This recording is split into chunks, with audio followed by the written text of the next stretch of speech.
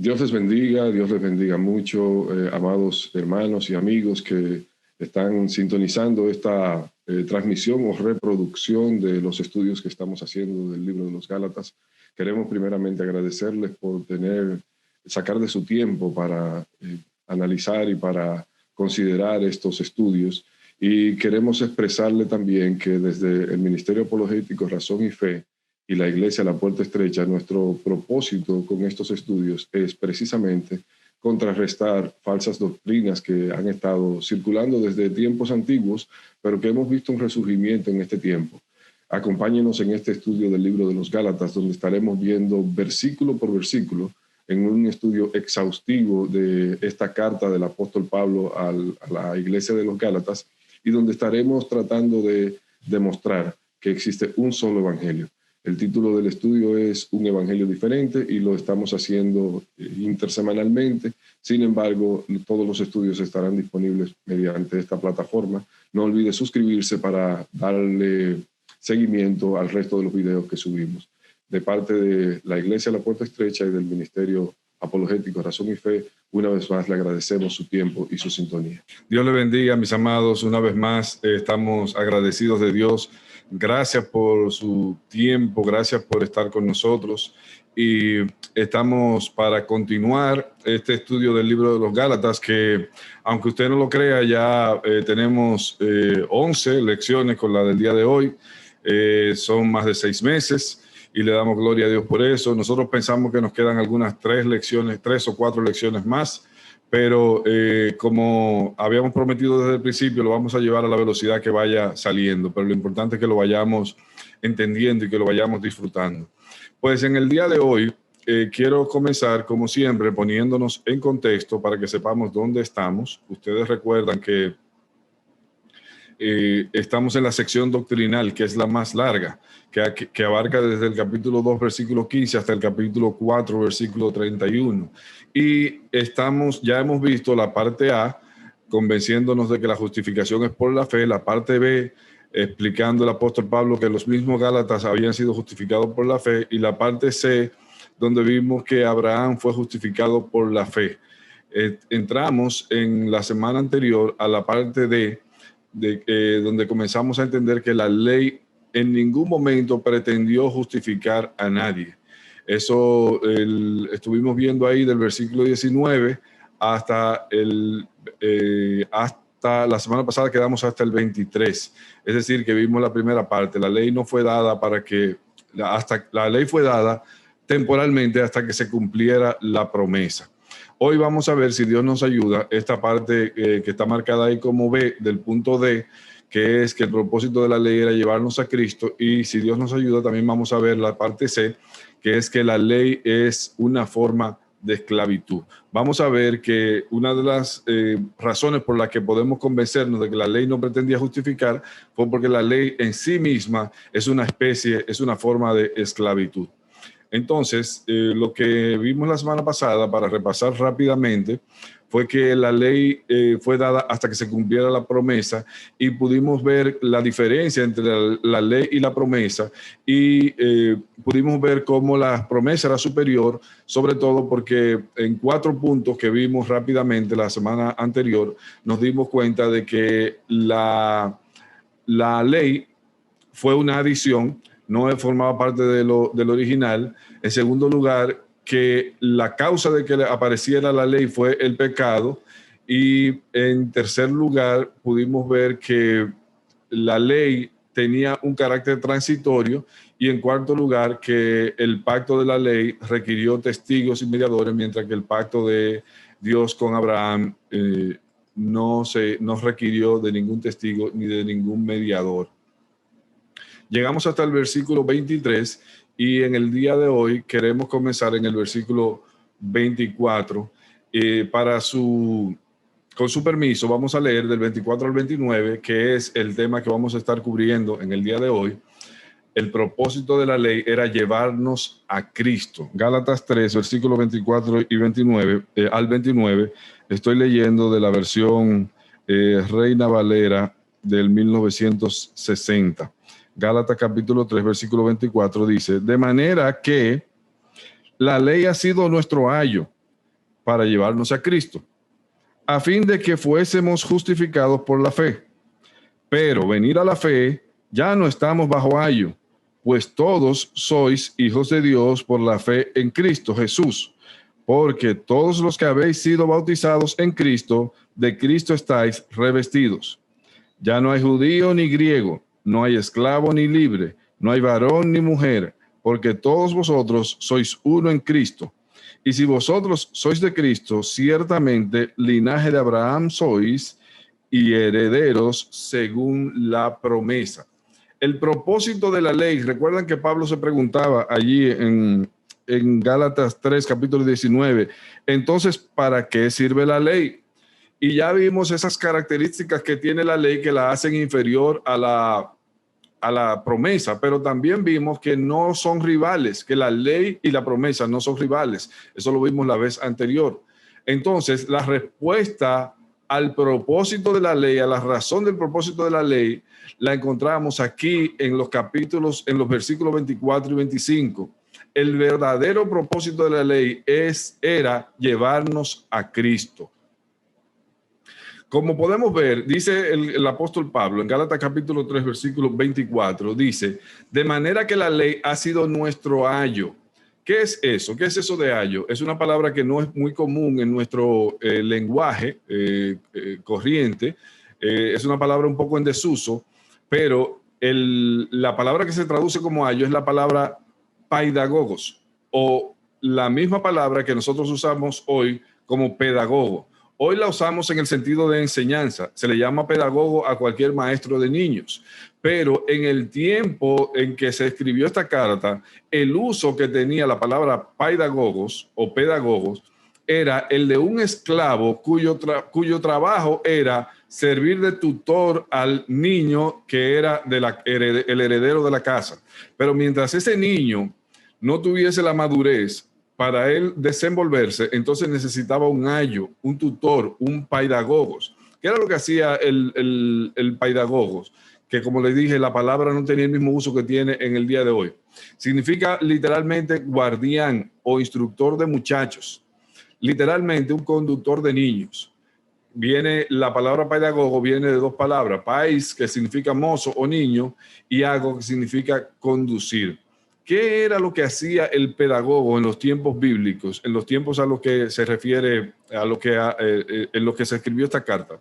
Lo que hacía el pedagogo era que era un esclavo que tenía a su cargo llevar el niño a la escuela, esperarlo, conducirlo, tutorearlo, de manera tal que el niño estuviera protegido. Entonces Pablo está diciendo que el propósito de la ley no era en sí mismo una meta, sino que era llevarnos a Cristo. Así como el pedagogo tomaba el niño y lo llevaba a la escuela y allí lo esperaba y volvía, lo traía, lo conducía a la casa, el propósito de la ley era conducirnos hacia Cristo. Entonces, la ley no era un fin en sí misma, sino que era un medio. ¿Un medio para qué?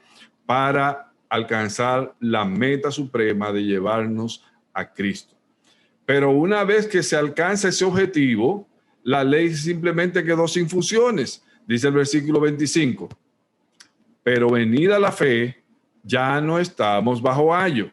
Oh, gloria a Dios. Dice el versículo 24 que el propósito era un ayo para llevarnos a Cristo a fin de que fuésemos justificados por la fe. O sea, la justificación, como aprendimos en semanas anteriores, no es por la ley, sino por la fe, pero el trabajo de la ley era guardar a esa nación hasta entregarla en las manos de Cristo, para que en las manos de Cristo, por la fe en Cristo, pudieran ser salvos. Pero dice el apóstol Pablo, venid a la fe, ya no estamos bajo ayo. Pero ¿quiénes son los que no estamos bajo ayo?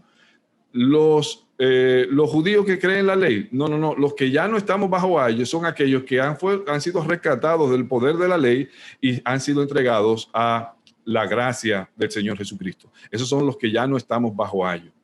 Gloria a Dios. Muy interesante.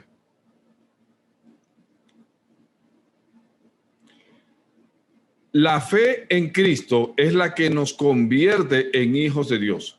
Los versículos del 26 al 29 nos hablan de que todos sois hijos de Dios por la fe en Cristo Jesús.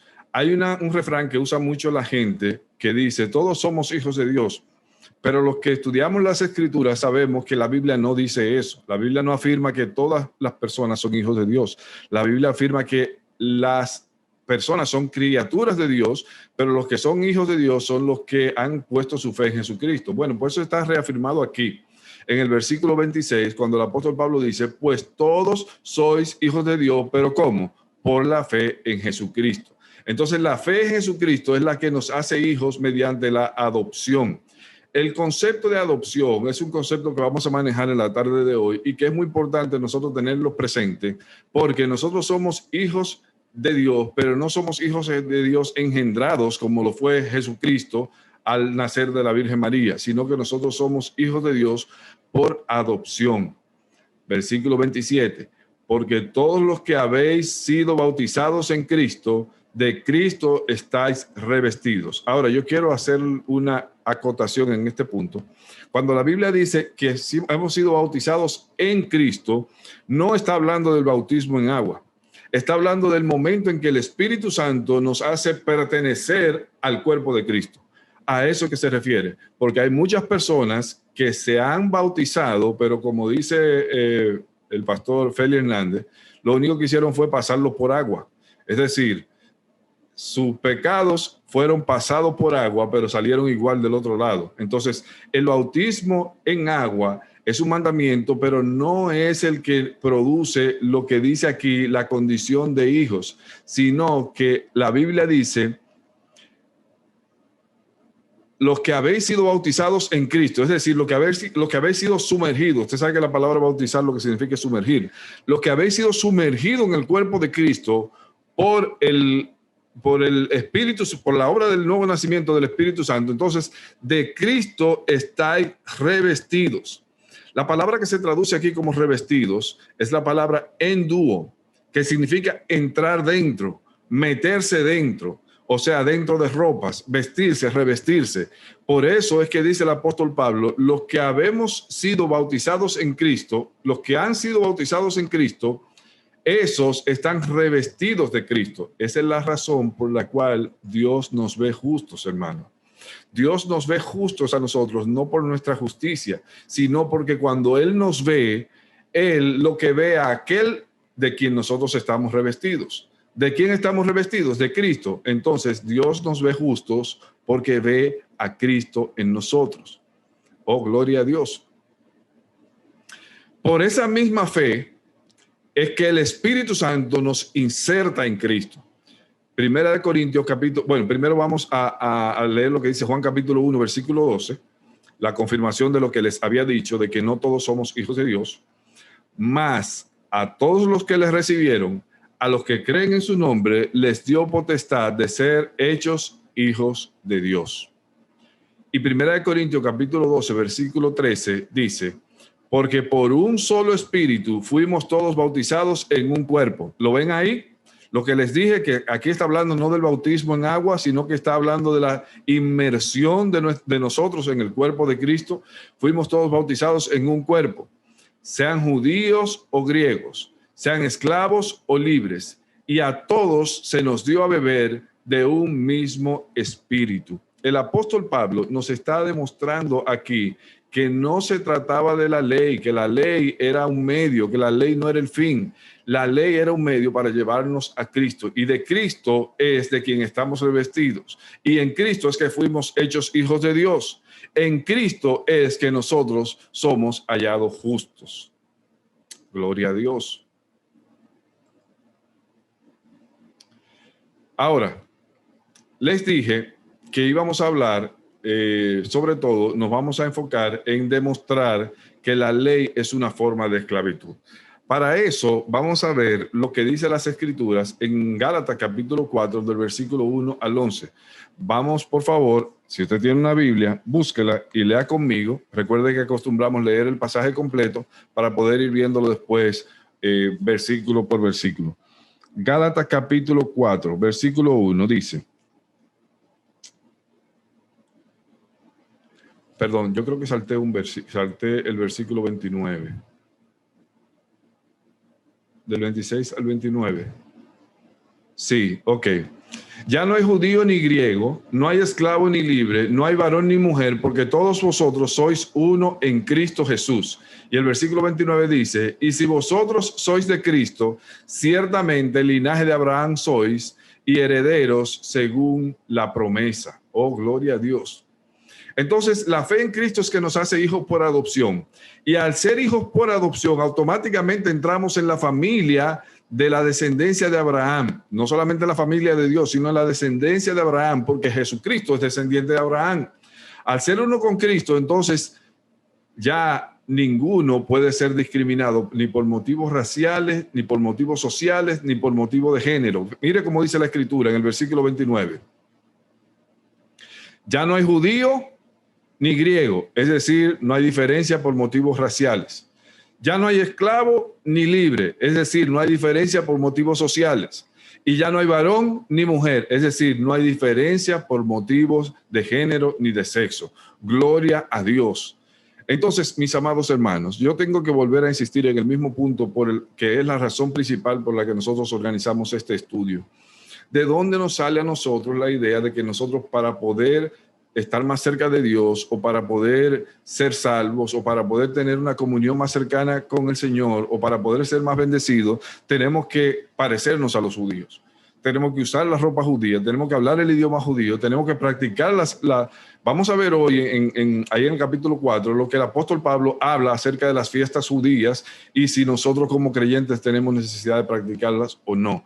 Dice el apóstol Pablo aquí, ya no hay ni judío ni griego, no hay esclavo ni libre, no hay hombre, no hay varón ni mujer, sino que todos somos uno en Cristo.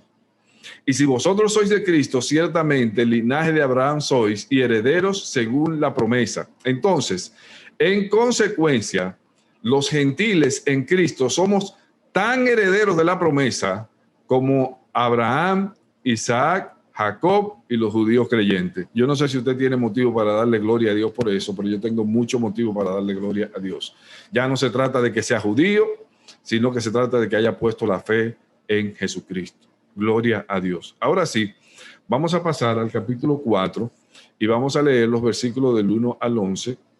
Ténganme paciencia, una porción un poco larga, pero es necesario que la veamos para que la podamos entonces ir desmenuzando versículo por versículo. Pero también digo, entre tanto que el heredero es niño, en nada difiere del esclavo, aunque es señor de todo, sino que está bajo tutores y curadores hasta el tiempo señalado por el Padre. Así también nosotros, cuando éramos niños, estábamos en esclavitud bajo los rudimentos del mundo. Pero cuando vino el cumplimiento del tiempo, Dios envió a su Hijo, nacido de mujer y nacido bajo la ley, para que redimiese a los que estaban bajo la ley, a fin de que recibiésemos la adopción de hijos. Y por cuanto sois hijos, Dios envió a vuestros corazones el Espíritu de su Hijo, el cual clama, Abba, Padre. Así que ya no eres esclavo, sino hijo. Y si hijo, también heredero de Dios por medio de Cristo. Ciertamente, en otro tiempo, no conociendo a Dios, servíais a los que por naturaleza no son dioses. Mas ahora, conociendo a Dios, o más bien siendo conocidos por Dios, ¿cómo es que os volvéis de nuevo a los débiles y pobres rudimentos a los cuales queréis os queréis volver a esclavizar?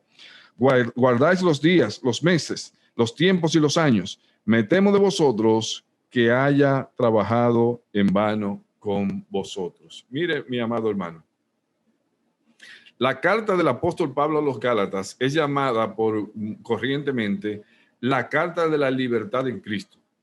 El reformador, el gran reformador Martín Lutero, le llamó mi carta, porque él se sentía esclavo de la religión. Sin embargo, cuando nosotros internalizamos lo que dice la carta del apóstol Pablo a los Gálatas, nosotros nos vamos a dar cuenta de que la ley en realidad es una forma de esclavitud. Y lo vamos a comenzar a demostrar hoy aquí, con el permiso de los judaizantes modernos.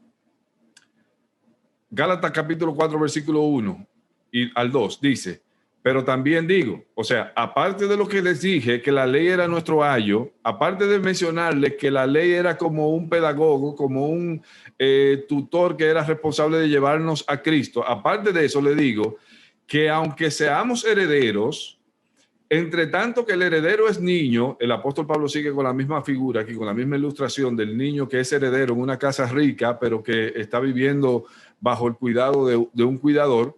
Entre tanto que el heredero es niño, en nada difiere del esclavo, aunque es señor de todo, sino que está bajo tutores y curadores hasta el tiempo señalado por el Padre. La condición de Israel bajo la ley antes de Cristo era la de un heredero considerado sin la madurez para administrarse a sí mismo ni su herencia. O sea, mire, amado, Dios le hizo una promesa a Abraham acerca de su descendiente. Y recuerden que aprendimos la vez anterior que Dios estaba hablando acerca de Jesucristo. Sin embargo, el Señor le mantuvo esa promesa acerca de su nación y le dijo que en él serían benditas todas las naciones de la tierra.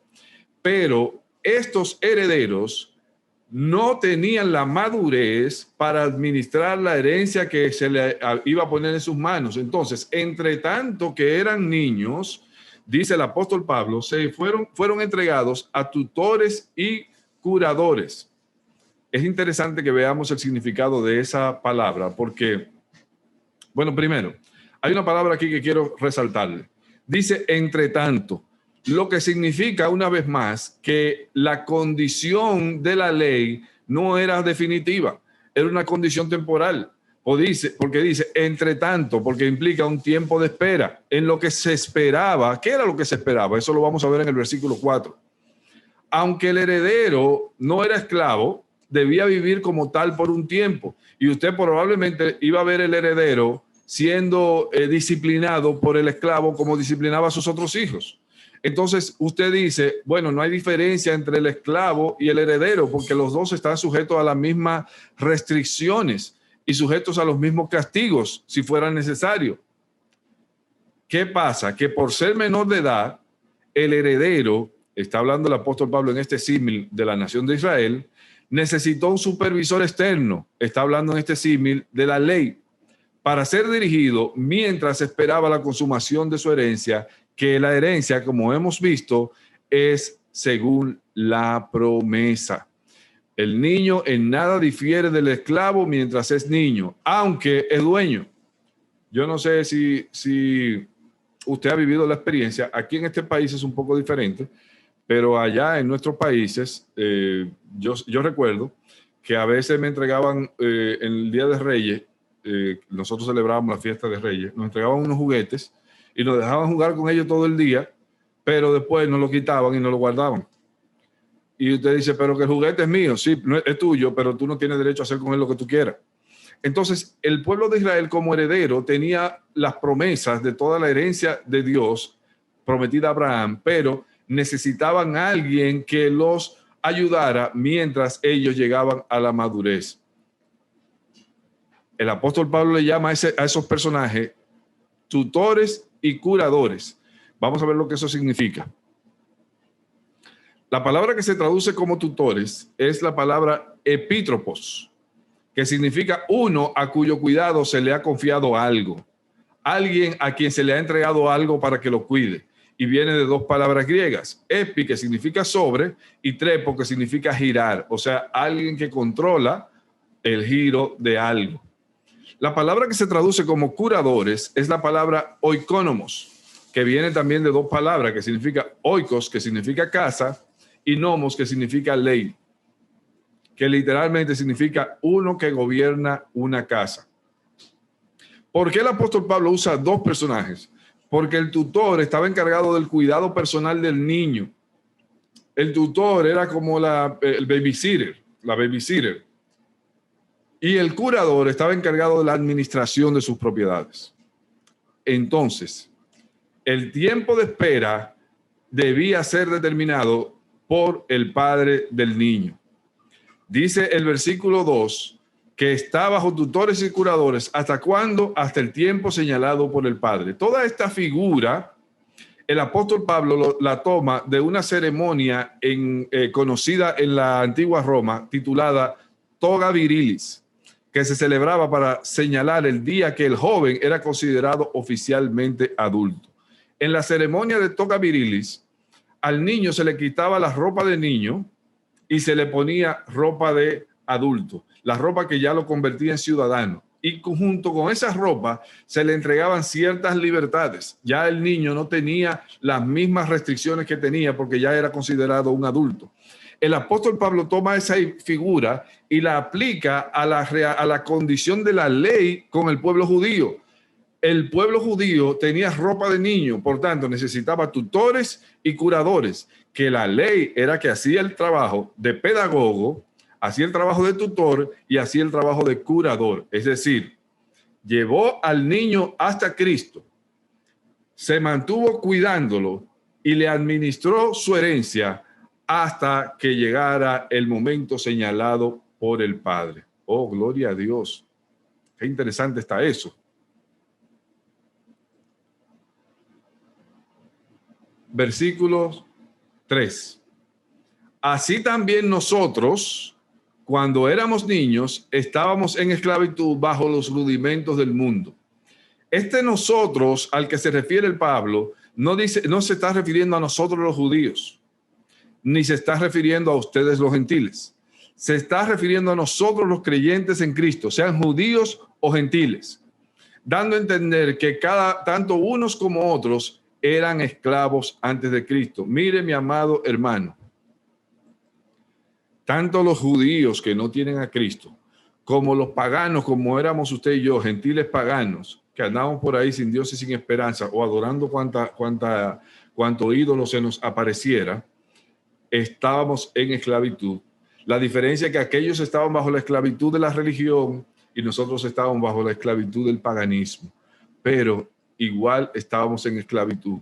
El Pablo le llama los rudimentos del mundo, que es lo mismo que la parte elemental, tanto a los ritos religiosos judíos como a los ritos religiosos paganos. La palabra que se traduce aquí como rudimentos es la palabra skoikeion, que significa primeramente cualquier cosa de la cual surge una serie, o sea, como el ABC, como lo elemental. Lo que el apóstol Pablo está afirmando aquí es que tanto los judíos legalistas como los gentiles paganos están bajo esclavitud, y Pablo deja claro la necesidad que ambos tenemos de un libertador, o teníamos de un libertador, tal y como él lo estableció ahí en Romanos capítulo 10, versículo 12. Mira cómo dijo él: porque no hay diferencia entre judío y griego, pues el mismo que es Señor de todos es rico para con los que le invocan. No hay diferencia. Tanto los judíos eran esclavos como los gentiles eran esclavos. Los judíos pensaban que no, que por ellos tener la ley y por ser descendientes de Abraham no eran esclavos. Y eso le dijeron a Jesucristo. Ustedes recuerdan esa discusión, esa conversación con Jesús que la vimos unas semanas atrás. Entonces, el centro de esta lección de hoy está en Gálatas capítulo 4, versículo 4. Aquí está el pero de Dios. ¿Sabe lo que es un pero de Dios? Es que las cosas llevan un rumbo y cuando llega el pero de Dios, ese rumbo cambia. Gálatas capítulo 4, versículo 4. Pero cuando vino el cumplimiento del tiempo, Dios envió a su Hijo, nacido de mujer y nacido bajo la ley. Mi amado hermano, si usted ha estado siguiendo detenidamente estos estudios y si usted ha estado siguiendo lo que hemos venido diciendo durante la tarde de hoy, usted se va a dar cuenta que el tiempo que caducó fue el tiempo de la ley, porque el tiempo de la ley era entre tanto. Pero aquí el versículo 4 dice que ese entre tanto llegó a su fin. ¿Qué pasó? Vino el cumplimiento del tiempo. ¿Y cuál fue el cumplimiento del tiempo? Que Dios envió a su Hijo, nacido de mujer y nacido bajo la ley. Pero vamos a ver esto despacio, porque esto está demasiado bueno. Como el versículo anterior decía que el niño estaba bajo tutores y curadores hasta el tiempo establecido por el Padre, Pablo conecta eso con lo que dice aquí en el versículo 4 y dice: cuando vino el cumplimiento del tiempo, nuestro Padre envió a su Hijo y lo envió nacido de mujer y nacido bajo la ley. Estas expresiones son todas muy importantes. Primero, nos deja saber que había un tiempo prefijado, que aunque los judíos no lo sabían, había un tiempo para el cumplimiento de la ley. El Señor Jesucristo, cuando fue interpelado acerca de eso, dijo: no he venido a abrogar la ley, sino a cumplirla. Cumplirla quiere decir a completarla, a hacer lo que vino a hacer la ley. ¿Qué fue lo que vino a hacer la ley? Llevarnos hasta Cristo. El Hijo de Dios es el libertador de la esclavitud de la ley. Oh, gloria a Dios. Cuando dice nacido de mujer, significa que fue hecho hombre. Y cuando dice nacido bajo la ley, significa que nació sometido a la ley. Cuando combinamos las dos cosas y decimos nacido de mujer y nacido bajo la ley, llegamos a la conclusión de que él fue judío. Porque para los judíos, cualquiera que naciera de una mujer judía era judío. El Hijo de Dios entró en la cárcel donde estaban sus hermanos, llamada ley, para sacarlos de ella. Por tanto, él mismo no necesitaba ni ayo, ni tutor, ni curador, sino que él mismo vino a convertirse en la madurez que necesitaba ese niño para convertirse en adulto. La edad madura necesaria para dejar de ser tutoriados por la ley y comenzar a ser gobernados por otro régimen, que lo vamos a ver en la semana próxima, fue la llegada de Jesucristo, porque él, según dice Efesios capítulo 4, versículo 13, él es el varón perfecto, hasta que todos lleguemos a la unidad de la fe, del conocimiento del Hijo de Dios, a un varón perfecto, a la medida de la estatura de la plenitud de Cristo. Toda esta progresión de símil que estaba haciendo el apóstol Pablo, comparando la ceremonia de toga virilis de un niño heredero de una fortuna, comparándolo con la relación entre el pueblo de Israel y la ley, era para llegar a un punto. Y ese punto al que quería llegar está aquí en Gálatas capítulo 4, versículo 4. Es que el tiempo de la ley se cumplió. Oh, gloria a Dios. Y se cumplió en una persona.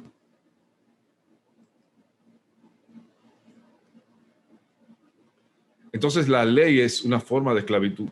Versículo 5. ¿Para qué vino el Hijo de Dios? Para que redimiese a los que estaban bajo la ley, a fin de que recibiésemos la adopción de hijo. Mira el juego de palabras aquí. El primer verbo está en tercera persona. Para que redimiese a quienes, a los que estaban bajo la ley. Pero el segundo verbo está en primera persona del plural, para que recibiésemos la adopción de hijos. Yo no sé si usted está bailando como yo. Aleluya. Pero yo estoy bailando porque aquellos, él los sacó de la ley y a nosotros nos adoptó como hijos. Y a ellos también. Entonces, ¿para qué apareció el Hijo de Dios según Gálatas capítulo 4, versículo 4 y versículo 5? Con dos objetivos. Redimirnos. Ustedes recuerdan que les dimos la definición de la palabra redimir, que significa sacar de el mercado, comprar. Recuerdan que la palabra que se traduce como redimir es exagorazo, que viene de dos palabras, ex y ágora, sacar del mercado, redimirnos, sacarnos de la esclavitud. Pero el Señor Jesucristo no se conformó con sacarnos de la esclavitud, sino que nos aceptó y nos adoptó en la familia de Dios. Efesios capítulo 1, versículo 5 dice: en amor, habiéndonos predestinado para ser adoptados hijos suyos por medio de Jesucristo. Por medio de Jesucristo fuimos hechos parte de la familia de Dios. Oh, gloria a Dios. La palabra que se traduce aquí como adopción es la palabra huiotesia, que viene de dos palabras, huios, que es hijo, y tesis, que es colocación. O sea, fuimos colocados en la forma de hijos. Significa el lugar y la condición de un hijo, dado a alguien a quien no le pertenece de forma natural. Esta palabra la utiliza únicamente el apóstol Pablo en todas las escrituras. Dios nos trae a su familia como hijos crecidos, capaces de entender la verdad. Por eso no necesitamos ni un tutor, ni un curador, ni un ayo. Porque dice 1 Corintios capítulo 2, versículo 14-15, el hombre natural no percibe las cosas que son del Espíritu de Dios, por eso necesita la ley, porque para él son locura y no las puede entender, porque se han de discernir espiritualmente. En cambio, el espiritual, nosotros, los que hemos nacido de nuevo, juzga todas las cosas, pero él no es juzgado de nadie. ¿Por qué el niño necesitaba un curador, un tutor y un pedagogo? Porque le faltaba la madurez. ¿Cómo vino esa madurez? Vino con Cristo. ¿Y por qué nosotros no necesitamos la misma clase de tutoría? Está aquí en el versículo 6 y 7. Por cuanto sois hijos, Dios envió a vuestros corazones el espíritu de su Hijo, el cual clama, Abba, Padre. Así que ya no eres esclavo, sino hijo. Y si hijo, también heredero de Dios por medio de Cristo. No quisiera que usted corriera con esto demasiado rápido. La clave para ser considerados nosotros hijos herederos es la presencia del Espíritu Santo en nuestras vidas. Romanos capítulo 8, versículo 14 al 16. Porque todos los que son guiados por el Espíritu de Dios, oiga, no por la ley, todos los que son guiados por el Espíritu de Dios, estos son hijos de Dios. Pues no habéis recibido el espíritu de esclavitud para estar otra vez en temor, sino que habéis recibido el espíritu de adopción por el cual clamamos, Abba, Padre. ¿Ve la misma palabra? El Espíritu mismo da testimonio a nuestro espíritu de que somos hijos de Dios.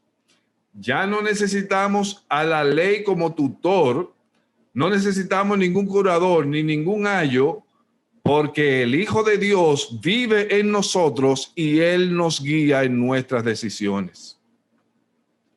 Volver a la ley después de ser salvo por gracia es lo mismo que volver a la idolatría pasada, solamente cambiando de amo. Así que ya no eres esclavo, sino hijo, y si hijo, también heredero de Dios por medio de Cristo. Por eso el apóstol Pablo estaba tan indignado con los Gálatas, porque ellos querían pasar de haber sido esclavos de la idolatría como eran antes, haber sido hechos libres en Cristo, querían pasar entonces ahora a ser esclavos bajo la ley, porque la ley es una forma de esclavitud. Me quedan 4 minutos.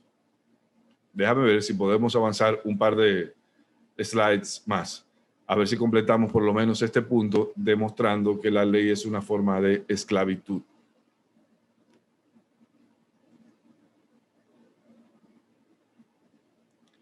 Versículo 8 y 9. Ciertamente, en otro tiempo, no conociendo a Dios, o sea, antes teníamos razones para ser esclavos porque no conocíamos a Dios. Éramos ignorantes. Servíais a los que por naturaleza no son dioses. ¿A cuántos dioses falsos usted le sirvió? ¿A cuántos dioses falsos yo le serví? Al Dios falso de mi propio ego, al Dios falso del trabajo, al Dios falso del dinero, al Dios falso del placer, al Dios falso de quién sabe cuántas cosas, pero lo hacíamos por ignorancia. Y éramos esclavos de esos dioses por ignorancia, pero eso era porque no conocíamos al Dios verdadero, que estábamos sirviéndole a esos dioses. Más ahora, versículo 9, conociendo a Dios, o más bien siendo conocidos por Dios, ¿cómo es que os volvéis de nuevo a los débiles rudimentos a los cuales os queréis volver a esclavizar? O sea, varón, se lo voy a decir en dominicano, no te luce. Oye, no te queda bien. Antes tú eres esclavo, y yo también. Jesucristo nos hizo libres, y a ti también. Y ahora queremos ir a esclavizarnos bajo la ley. ¿Qué pasa? Antes te lucía porque tú no sabías la verdad, pero ahora no te luce porque estás resistiendo la verdad. Es inconcebible que alguien quiera esclavizarse de nuevo después de haber sido hecho libre.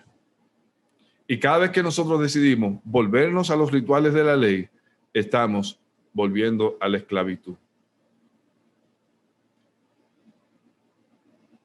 Como ejemplo de tal esclavitud, Pablo cita el sometimiento a las fiestas judías. Oiga, versículos 10 y 11. Guardáis los días, los meses, los tiempos y los años. Me temo de vosotros que haya trabajado en vano con vosotros. O sea, eso de guardar los días, los meses, los tiempos y los años, cuando usted lee el libro de Levítico, usted se da cuenta de que había una serie de fiestas judías que Dios estableció que tenían que guardarse obligatoriamente. Cuando nosotros decidimos que vamos a guardar por obligación esas fiestas, entonces nos estamos haciendo esclavos de esas fiestas. El apóstol Pablo no está diciendo que guardar la fiesta sea malo. Póngame atención aquí, mi hermano. Me quedan 45 segundos, pero quizá me tome un par de minutos más. Póngame atención a lo siguiente. Y dígaselo a alguien que se está acercando donde usted para exigirle o plantearle que usted necesita guardar tal o cual ritual judío, que necesita guardar la fiesta del Pasá o que necesita guardar la fiesta de los tabernáculos, etcétera, etcétera. Hermano, el problema no es guardar las fiestas. No hay nada de malo en guardar las fiestas. El problema es que usted quiere imponérselo a otro como una necesidad para su vida cristiana. Mire cómo lo dice el apóstol Pablo aquí en Romanos capítulo 14, versículos 5 y 6.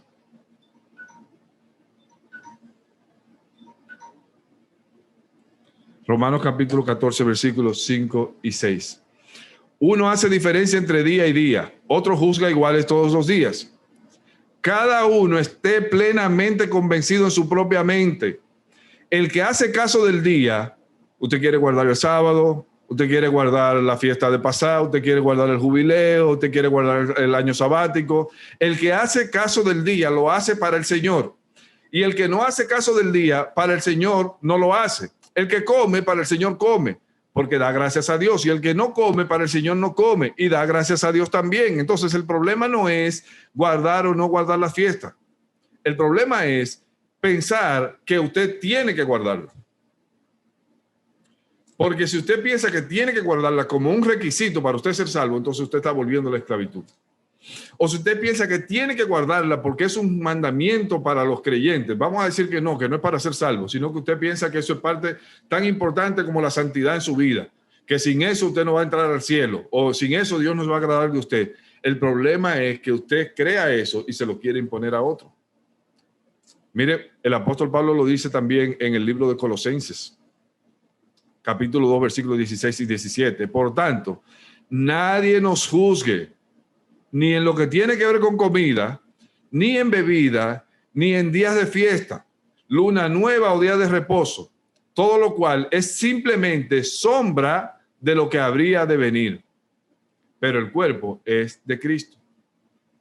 El mismo apóstol Pablo guardaba algunas fiestas. Usted lo puede leer ahí en 1 Corintios capítulo 16, versículo 8. No lo vamos a leer por falta de tiempo. En Hechos capítulo 20, 16.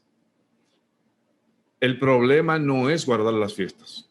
El problema es creer que eso es un requisito para nuestra vida de fe o para nuestra vida de santidad. Finalmente, el apóstol Pablo le dice en el versículo 11, yo tengo temor de que haya trabajado en vano con ustedes, porque ese retroceso hizo a Pablo pensar, quizás yo pensé que ustedes habían sido salvos, pero en realidad no lo fueron. Porque el que suelta a Cristo, suelta la gracia, suelta la libertad que tenemos en Cristo para irse a esclavizar bajo la ley, yo pongo en duda, dice Pablo, no yo pongo en duda que realmente haya sido salvo. Gloria a Dios. Hasta aquí mi parte en este día. Me pasé 3 minutos, pero yo sé que ustedes son condescendientes. Muchísimas gracias, mis amados hermanos. El Señor les bendiga y nos vemos en la próxima ocasión. Gracias por su tiempo y sintonía. Para obtener más recursos como este, suscríbase a nuestro canal y síganos en las redes sociales. Le esperamos en nuestra próxima sección de estudios bíblicos. Dios le bendiga.